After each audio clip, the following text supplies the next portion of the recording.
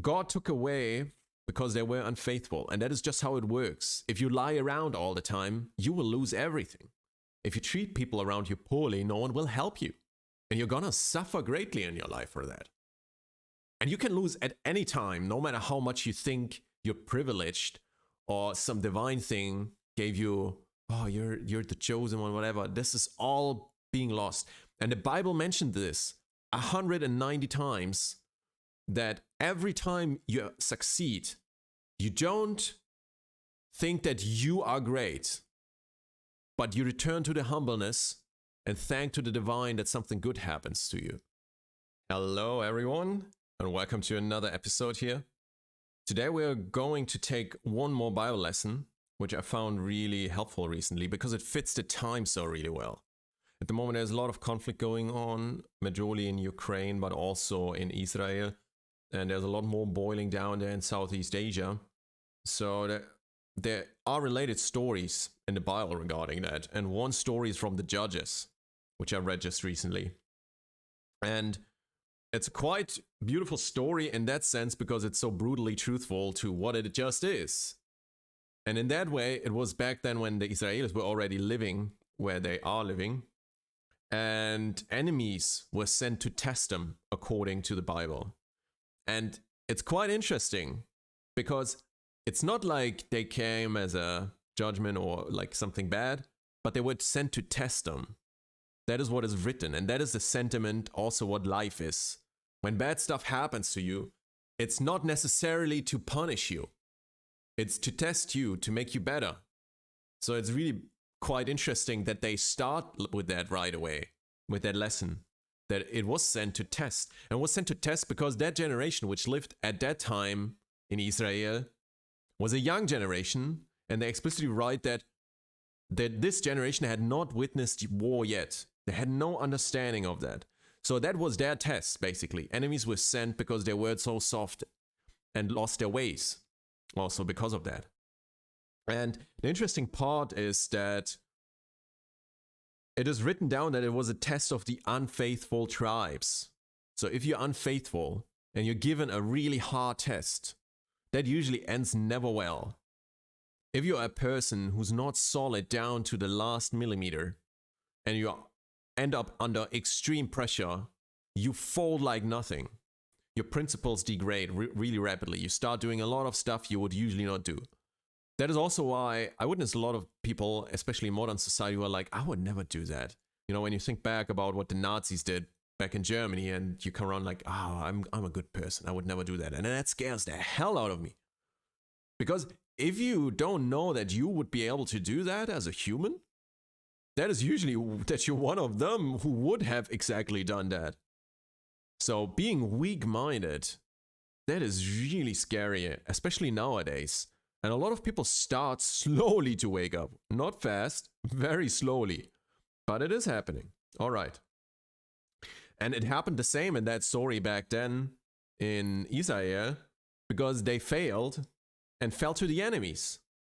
So they did not succeed the first time. The enemies were sent to test them and they failed. Right. So that is really screwed up. That is how life often is. Just had a situation recently. One opportunity so rarely I'm given, usually just once every few years, and I blew it. I blew it. And I blew it because I did not deserve it in that moment. I just did not do what was supposed to be in that moment to get that opportunity sealed. And that is fine. It's bitter as hell. Like, it's so bitter, like blood itself. But that is what it is. So what do you do then? You seek redemption. You sit down, as I told you in one of my previous videos, look it up. You write down everything you can about it. Every experience piece, whatever you felt, whatever you saw, everything. You need to get out every little piece and look at the picture with the acknowledgement that you are not better, that you failed, to become more humble. Because usually we screw up also because we were not humble enough about what was really going on. We didn't see the picture. We just saw what we wanted to see. So you need to step back and look at the picture and say, okay, I guess what I thought would was correct, was not correct. I did what I shouldn't have done. That is the same to these tribes. They failed to resist the enemies because they did not understand how to act and work under pressure and danger. They were not faithful enough. Their resolve inside was not strong enough. They were not able to yield, to deal with this pressure. But in the end, and that is why the book is called Judges in the Bible, they found redemption. Now that is the core piece of the Judges. And I want to emphasize it. It's super, super important. The judges are around not to judge the enemy. The judges are around to judge you yourself. So I really love that piece.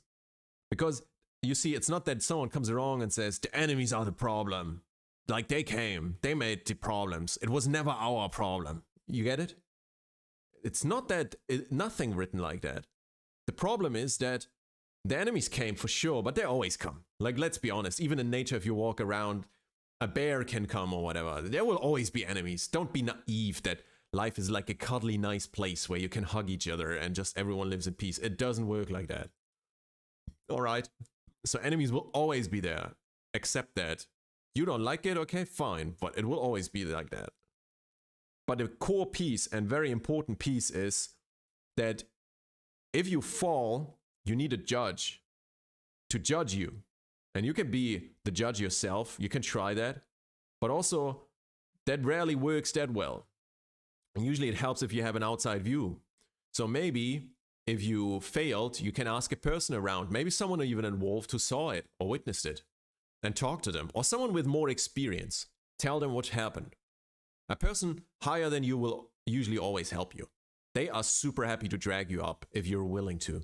That happens so rarely in life that these people are super happy if you just ask them. So you need a judge, and you need to judge what you did yourself. And you need to look at your actions. And sure, from the outside, things might not have been optimal. Things might have even been destructive or ill-intentioned. But if in the end, you could have always done something. Always. You can never come around and say, yeah, it was out of my power. No, it doesn't exist. Even in the end, the circumstances really, even if you would have done everything perfectly, and it wouldn't have worked out. Even in that moment, you need to sit down and do this. Why? Because usually you never do things perfectly. So that even if you would have done it perfectly and would have worked out, you still need to learn out of it. You cannot afford to just blame it on something else or someone else or the circumstances. And you never know whether it might not have changed, so you cannot judge that anyway. So the default mode is you need to judge at any time, even if it looks absolutely unlikely that it would have worked out differently. Okay? So you find redemption, and redemption means you look deep inside and you say, okay, I guess I'm not what I am, or think what I am, or I did not act in that way that I should have. So you seek redemption by acknowledging that you are not higher, that you are not something special, but you need to become humble, really humble, because that is exactly what it is being done to you. You find redemption through being humble in that moment. And what's also quite interesting in the judges, in that Bible part, is that the judge, or the different judges, or the judge itself, is the one who leads them to freedom again. So what is the core piece of that? It's quite easy to say. Usually, the masses are weak. It's just how it is. If you have a large group, the average person is average. You get it?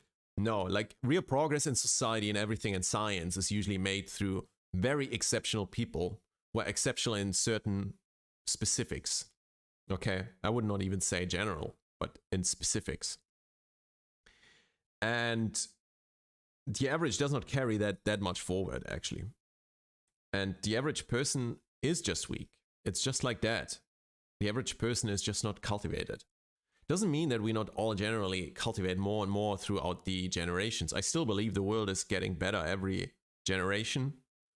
And we are getting richer and we have much better life and get better Medicare. Different things. Like life is really going up in my opinion. And I think, not just think, but even the human cultivation level goes up. But relatively seen, the masses are still easy to influence through advertisement and other things. Okay? So what we have now is that you need a judge to lead these people, to wake them up again. That is why you need the judges. A person who has a clear, strong view. Someone like Jordan Peterson, who can see through so much and can expose it. And by that help and drag up the masses and let them see what nonsense is going on. Take from the enemies their power. And it's not that he needs to lead. He doesn't do that actually, if you look at it. He does by example, but he doesn't lead anything. All he does is he judges. And you and everyone else does the rest. And that is perfect. That's entirely fine. Not all of us need to be as exceptional in what he does. It's not necessary. That is why we work together. We all do our little parts. Some of us are just taking care of our families. That is a big deal already. We don't need to be at the level of Jordan Peterson, all of us. All right? So that is okay. But we need some exceptional people who help us with this stuff. And people like him are really great for that. Just that you get a bit of feeling for it, what I'm talking about. And the usual game is, out of that story also, that every generation gets tested in you. There is no generation which will not get tested. And you all know it probably. There's this typical notion that in weak men create hard times, and hard times create strong men create not weak times, but easy times, and easy times create weak men. So it's kind of like a cycle. It's exactly that. Every generation who didn't witness hardship needs to get, like, it comes naturally. It's just how it flows. It's like, I don't know, the Taoists would say the natural flow. The more monotheistic Christian parts would say it's just a test again of the faith, and to teach you resolve and all of that again. You learn that through hardship. So at any point, I also want to emphasize it is, you're at any point in danger to lose it all in your life. At any point you can lose everything. Doesn't matter how much you think how far you've gotten, what you did. It does not matter. You can lose it all anytime. And I really like that story too, because if you remember, the Jews, especially in the Old Testament, were emphasized 100 billion times that they were the chosen people, or are the chosen people still. And in that sense, by the way, that is misunderstood. Chosen people means being a Jew is a job description. You do something for God. It has nothing to do that God runs around, and sure, he said in the Bible, chosen people, but he does not do that unconditionally. And if you look at it, it works kind of everywhere the same. Yeah, you do something for God, he does something for you. And in that story here, it's like he basically punished his chosen people. You need to think about that. So he says, hey, you're my chosen people, but he doesn't give them an advantage. He says, hey, you lost your way. You're not chosen anymore. You didn't do your duties. You lost that. Doesn't matter whether you're genetically Jewish, which makes no sense, by the way, but because it's a faith. Yeah, that is very confused nowadays about Zionism. Like, being Jewish is no nationality. It's a religion. But yeah, no, it's absolutely not like that. All right? So God took away because they were unfaithful. And that is just how it works. If you lie around all the time, you will lose everything. If you treat people around you poorly, no one will help you. And you're gonna suffer greatly in your life for that. And you can lose at any time, no matter how much you think you're privileged or some divine thing gave you, oh, you're the chosen one, whatever. This is all being lost. And the Bible mentioned this 190 times, that every time you succeed, you don't think that you are great, but you return to the humbleness and thank to the divine that something good happens to you. So the centerpiece and paradigm is, don't build a statue more or less from yourself if you succeed, but come down and just thank to the divine behind it, that like Thank you very much. Like, that was amazing that that happened. And there was definitely a lot beyond myself. Like, I was just trying to carry out the divine will. And being humble and great at that moment doesn't let you lose yourself. It makes you more firm. All right? So, at any time you can lose everything. That is a bit one part of that story. But you can still build it up again. That is redemption. Okay? You can still sit together, calm down and say, it's a mess. It's a real mess. And it's gonna take very long to build that maybe up again. But I'm gonna do it. I'm gonna put everything in. And I'm gonna not back down anymore doing that. Okay? And work on myself very hard. Exactly on that aspect where I failed. In order to become a better human. And stop lying or stop being insecure about that.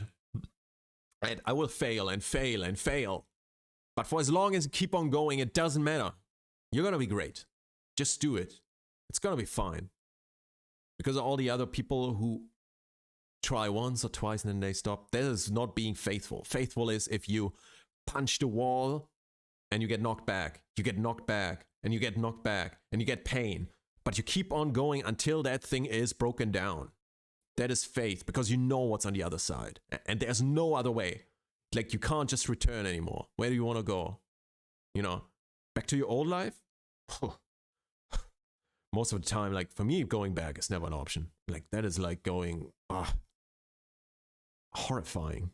Like there's just forward, no matter how much effort and pain and suffering it takes, it's always rewarding. All right. So that's just redemption. And the redemption, like I said, comes through a judge.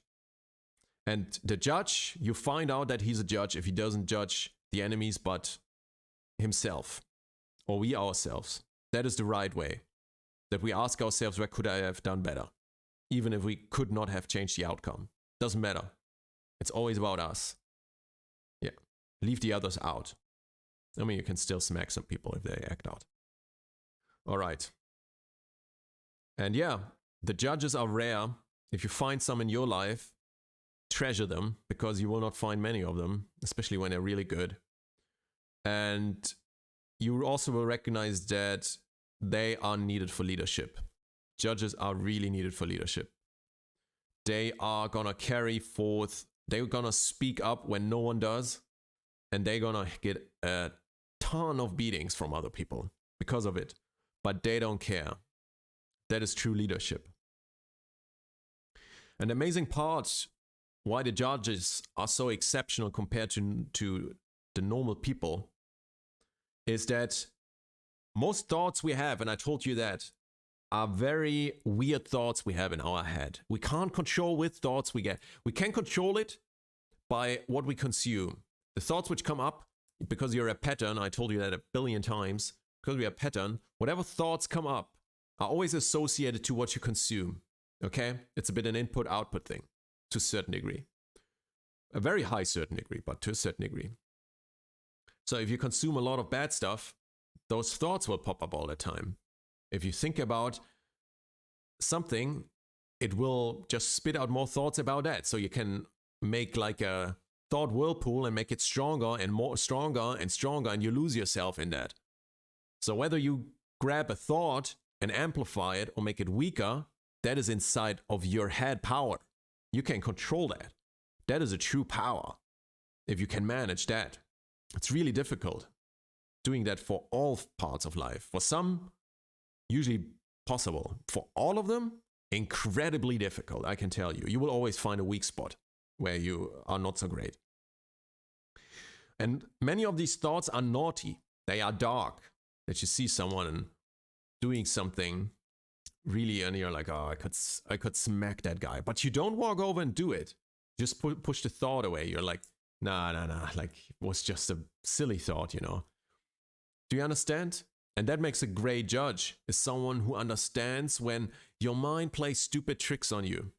That there are a ton of thoughts you should never follow into action. Most of them are really bad, terrible. They will make life a lot worse. So what they can do is, because they have this divine connection, they can see in the actions divine grace. They can see, okay, that thought would actually really lead to a better life for everyone. So they do that action. And that makes life much, much, much, much better for everyone. And that makes a great judge. They find this divine voice inside and they follow it. And inside of the storm of their head and mind and life, does not matter. They see it through it with glaring eyes. So that is the leading voice. That is what it means to be connected to the divine in that sense. And here's the last thing I also want to still emphasize, that there's a big mistake that we don't test during our educational time our children. And I can tell a lot because I had a hard time after I was having my education to really grow up. It took me much longer. And it was because I figured out in the end, I was not tested enough. The moment where I sought in my adult life my own tests, things went a lot better. A lot. Not just a little bit. But before I was a weak guy. And everyone needs that, especially men. Like, we need that challenge.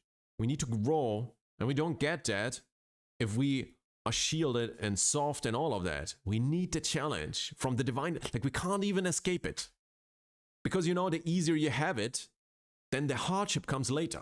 I tell you also 100 times. If you don't take care of your physical body, it will deteriorate and then hardship comes later, uncontrolled. So you can choose now hardship and get it better later, or you can choose now having it easy but get the hardship later. Do you get it? Like, you can't run away from both. It's always connected. It's the same coin with two sides, just in a different way lived out. So you need hardship. It's super, super, super important. And everyone, a good sign of someone grown up, and especially a good judge, is it's a person who will help you find hardship in a healthy manner and carry you forth through it and stand by your side while you do that and cheer for you in any moment, no matter how terrible it got. Always be like, you can do this, like, give you this, you're gonna be fine. To be like a lighthouse in the middle of the storm. It's really, really great if you have a person like that around you. So in the secular world, and I say secular, which comes a bit from the Jewish term, that there's the Jewish world, which is more divine inspired, I would call it, or influenced, because they live by the divine laws of the Old Testament. There's a secular world, which is, for me, I like to use that term for divineless, where people live without a strong connection to the divine, never cultivated it. And in the normal world, where we don't have the sense of God anymore, and it's not being really taught in an adequate manner, in my opinion, there's this big mistake that we don't test our children, that we don't give them hardship, healthy hardship, to grow up. Because in the schools, the way it's done, that is not writing tests and all of that nonsense. It's not really real world hardship. It's just crunching in knowledge, but they are never taught really the hardship of what real combat means, what fighting means, what war means. You can watch 100 movies about it. You will still not know. But if a freaking grenade ever goes off near you, you'll know. If you've ever been in a real fight, in a physical fight, where you needed to, really defend yourself, and you really figure out, wow, this is fighting, and how dangerous it is, and how easy it is to kill someone and hurt someone, and what a tragedy that also is, how sad that is. If you don't shield someone from that and expose them in a healthy manner to all of that, that is incredibly great, because then they can grow out of that, and they don't get traumatized along the way, maybe, when they face that unexpectedly. So you see, we need to test children. We really need to test them, but also guide them then during that time. And usually guidance comes from the divine. I'm quite pushy here on saying that you need something like a teaching, a religious, deeper, sensual teaching. I don't like using religion, because for me, true religion has nothing to do with religion. If you lie, you're going to get punished. Doesn't matter whether you believe in Christ or anything. It's just a natural law how it works. You can't escape it. It's not a matter of religion. But yeah, we need to guide the children in that, but connect them to the divine, to teach them how to get out of these situations, that goodness and love and everything is underneath everything, that you can always restore it. If you look at, for example, the current conflict between the Gazans and the Palestinians and Israel, and dehumanization happens now, and the disconnect between the humans happens, that is scary as hell. That is usually that is where the Germans in the past started gas killing the Jews. Dehumanization is always the first stage where stuff goes really bad. But if you have this divine spark and you taught your children well in different hardship places, for example, to exactly go that there's always redemption, that you can always come back, that you need to stand up and face what you did and do and look at it from a different angle, and then you can always come back. When you do that, you know that this connection is still there, that there's love and goodness between everyone, that everyone just wants the same, to have children, to have them grow up in peace, to have healthy families, to have enough food for them. Everyone wants the same, no matter where I went in the world, usually. And then on top of that, you have politics. But besides that, people are very simple in their needs, actually, across different cultures. It's always more or less the same story. We just happen to kill each other, which is a super silly tragedy, to be honest. So yeah, from that side, teach your children, give them healthy hardship, and guide them through it, and show them that there's always a way to redemption. And even though it feels like having a hard setback when you go through redemption, you always come back stronger, and you'll be better off, and everyone around you will be better off, and our life will increase generally. And that is the only way. There's no other way. The only thing, if you don't go that way, is that it's gonna be a bigger bang in the end, because you were not humble enough.